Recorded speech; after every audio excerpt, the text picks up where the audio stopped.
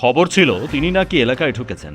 আর এই খবর পাওয়া মাত্রই প্রাক্তন তৃণমূল কাউন্সিলর শশাঙ্ক শেখর মণ্ডলের বাড়ি ঘিরে ফেলেন বিজেপি কর্মী সমর্থক ও স্থানীয় বাসিন্দারা। কিন্তু পুলিশ এসে পড়ায় তারা আর ছুঁতে পারেননি দুর্গাপুরের ৩৯ নম্বর ওয়ার্ডের প্রাক্তন কাউন্সিলর শশাঙ্ক শেখর মণ্ডলকে। ক্ষোভে ফেটে পড়েন বিজেপি কর্মী ও স্থানীয় বাসিন্দারা। পুলিশের বিরুদ্ধে অভিযোগ ওঠে লাঠিচার্জের। ওই কাউন্সিলর যে ওকে টানাটানি করছিল সবাই মিলে, এবার যখন আমরা এখান থেকে বেরোতে গেলাম একটা মহিলার গায়ে হাত দিয়েছে। এবার ওকে ছাড়াতে গিয়ে, বয়স্ক মহিলা ছাড়াতে গিয়ে এবার আমাকে এত জোর মারলো, দুটো ডাং মারলো। কে? ওই পুলিশে যারা র্যাপের যে গাড়িগুলো ঢুকেছিল আনখায় মারলো। আনখায় মারার পরে চুপচাপ আমি বেরিয়ে গেলাম। আর তারপরে গ্যাস বম্ব যেগুলো হয় এগুলো ছুড়লো, ঠিক আছে। তারপরে একটা মহিলার গায়ে হাত তুললো, ওইকে ছাড়াতে গিয়ে আমাকে মারলো বিনা কারণে। ওই যে এত বড় আমার বাবার কাছ থেকে 90,000 টাকা নিয়েছে কাউন্সিলর, যে এখন যাকে বার করে দেবে। কত বড় কাউন্সিলর কি জন্য নিয়েছিল যখন নতুন কাউন্সিলর হয়, আমরা তখন ডিএনএ থাকতাম, এখন আমরা চলে গেছি কোকোম্যান থানার পেছনে।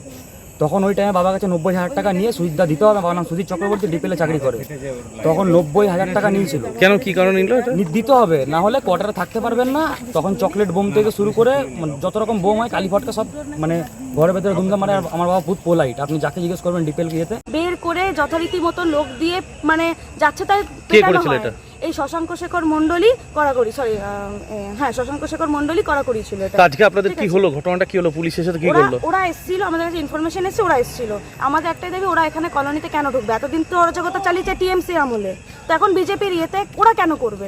তারপর পুলিশ এলো। তারপরে পুলিশ এলো, ঠিক আছে। পুলিশকে অনেকবার আমরা রিকোয়েস্ট করেছি আমাদেরকে দেখতে দিন ও আছে নাকি।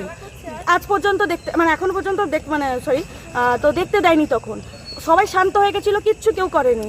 কিন্তু তখন দেখছে যে পুলিশের ট্যাঙ্ক মানে গাড়ি ঢুকছে, সিআর মানে অনেক পুলিশজন ঢুকছে।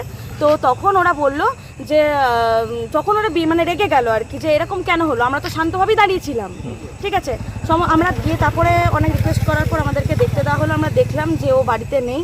তারপর সবাই শান্ত হয়ে গেছিলো, কিন্তু শেষে মহিলাদের ওপর লাঠিচার্জ করা হলো। আমি শুনলাম যে ওখানে দুটো মহিলার হাত ভেঙেছে, ঠিক আছে, শরীর প্রচণ্ড খারাপ, এবং এখানে কাঁদুনি গ্যাস দেওয়া হয়েছে এবং লাঠিচার্জ করা হয়েছে। এটা কেন করা হয়েছে? শশাঙ্ক শেখর মণ্ডল দুর্গাপুরের কোকোভেন থানা এলাকা সংলগ্ন ৩৯ নম্বর ওয়ার্ডের তৃণমূল কাউন্সিলর ছিলেন। তার ও তার দাদার বিরুদ্ধে অভিযোগ, তারা নাকি একটা সময় ব্যাপক তোলাবাজি করেছেন। গতকাল রাতে তাকে আটক করে পুলিশ, ছোড়া হয় কাঁদানে গ্যাস।